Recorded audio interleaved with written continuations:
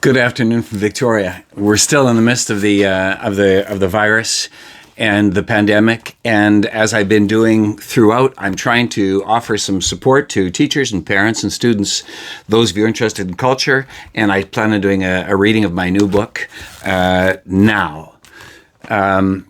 This book is called Raven's Great Light Show and was illustrated by an amazing Ojicree artist from Thompson, Manitoba, Jason Lucas. And when you see his work, you can tell he's very unique. His work is just striking. I'm thrilled to have him as a partner. Now, the basis of this is that I spent the winter in the Arctic 2 years ago, and I came back with a number of stories that were Dene, that were Inuit, Innu, about the Northern Lights, but there was really nothing that worked for me. So I tried to assimilate those stories and kind of come up with something that made sense. So if you know the story of what you'll find at the end of a rainbow, which is a pot of gold and a little leprechaun protecting it, I tried to use that concept in this telling. So here we go. My new book, it's called Raven's Great Light Show, and it sounds like this. Introduction. Creator watches over us. He's always watched over us and always will. Creator loves us all. We are his children. And Creator trusts us, for better, for worse, whether we're right or wrong.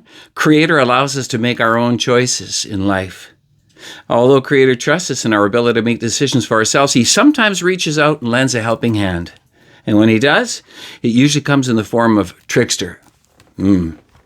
I say usually because not everyone subscribes to this notion.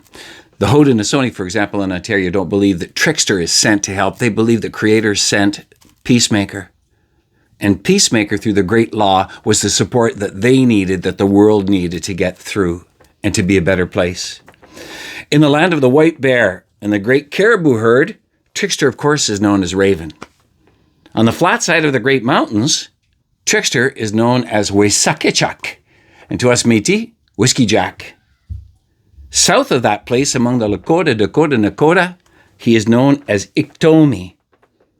And if you went east of that, towards the lands of the Ojibwe, Ojicree, you'd find that he is called Nanabuju.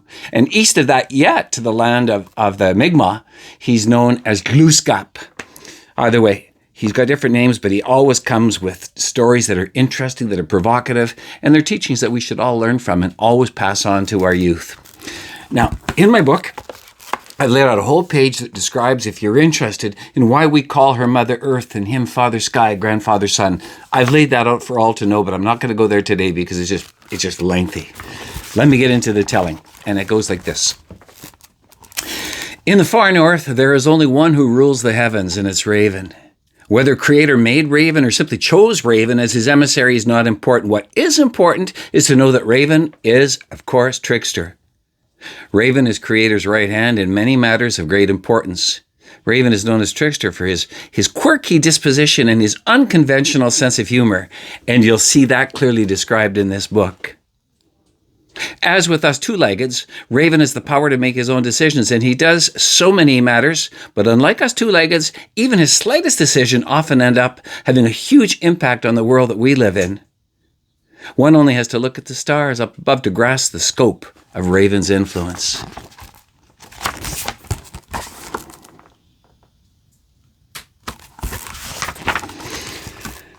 It was during one of his nightly rounds that Raven first noticed 5 wolves sitting by the tree line.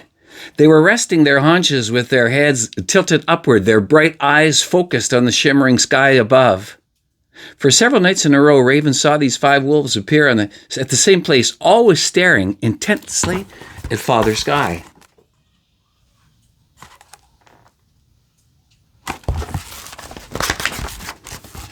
One evening, his curiosity overcame him, and he flew down and sat next to the eldest of the 5 and said, "Excuse me, brother," Raven was always polite. "My curiosity has finally gotten the better of me. What, might I ask, are you and your brethren looking at up there in Father Sky?" Seemingly without having heard a word Raven said, the large wolf glanced towards his brothers and sisters, and then, without speaking so much as a word, he turned his gaze back to the sky.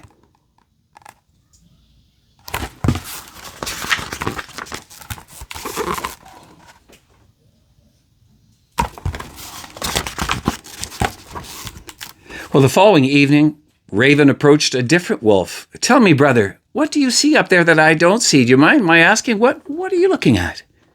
As the first wolf had done, this one looked in the direction of his friends and then, without uttering so much as a word, went back to staring into the dark sky. Again, the next evening and the evening after that, Raven tried his luck with the third and fourth wolves, but always the same result. Not one single word of explanation. And finally, on the fifth night, Raven perched himself on a stone by the last of the 5 wolves, seemingly the youngest, and queried, "Tell me, my young brother, what is the secret up there in Father Skies that draws you and your friends' attention? So after all, perhaps I might be of some assistance to you in whatever your quest might be." Well, not seeing any harm in talking to Raven, the young wolf pointed toward the heavens and said, "If you look up there, and focus very hard right there, can you see 2 animals, 2 large animals? They're there. Can you see them?" Raven strained his eyes and quickly smiled. I do see them. I absolutely, what are they?" "Well, we don't know what they are, nor do we know how we can reach them," the young wolf answered. Raven stood tall on his stone and spoke so that all might hear him. "Well then, my friends, this might be your lucky night."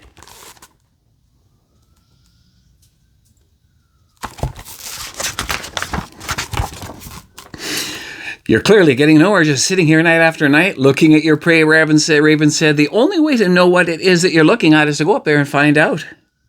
Eyeing Trickster curiously, the eldest of the wolves looked and said, "And how do you propose, Raven, that we will do that?" Raven smiled as always. "I propose you allow me to help you."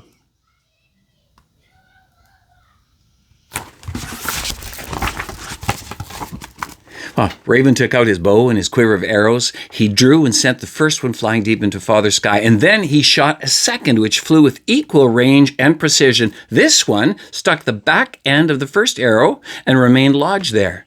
Raven loosed his arrows one after another until they were strung together in what appeared to be almost a ladder that reached from the sky all the way down to the earth, down to Mother Earth.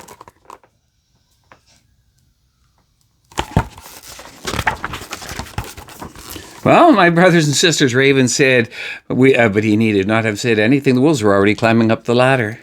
And with his small pet dog at his heels, the eldest led the way. The others were right behind. Raven had to hurry just to catch up to them. The adventurers climbed and climbed until at last they reached a place in Father Sky from which they could see their prey clearly. They were staring at 2 colossal grizzly bears. "Whoa back, friends. Whoa, Raven called out. "I wouldn't go too close if I were you. We don't know exactly how friendly these creatures might be."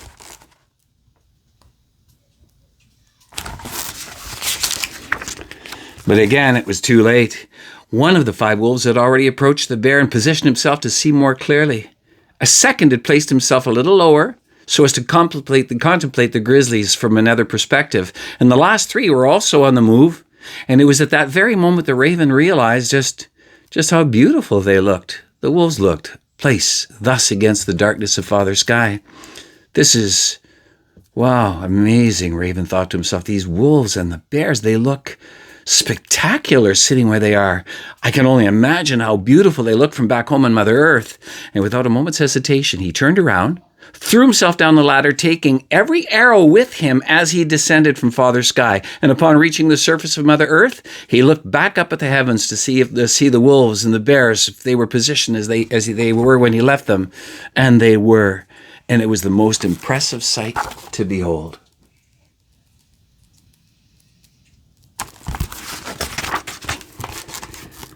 Raven studied the scene and thought he'd made out the shape of maybe a saucepan or perhaps a dipper. The 3 furthest wolves, with the old wolf and a little dog in the middle, made up the handle. The last 2 wolves formed one side of the dipper, and the 2 great grizzlies made up the other. And the bear's side pointed toward the majestic northern star. Raven hadn't had so much fun in such a long time.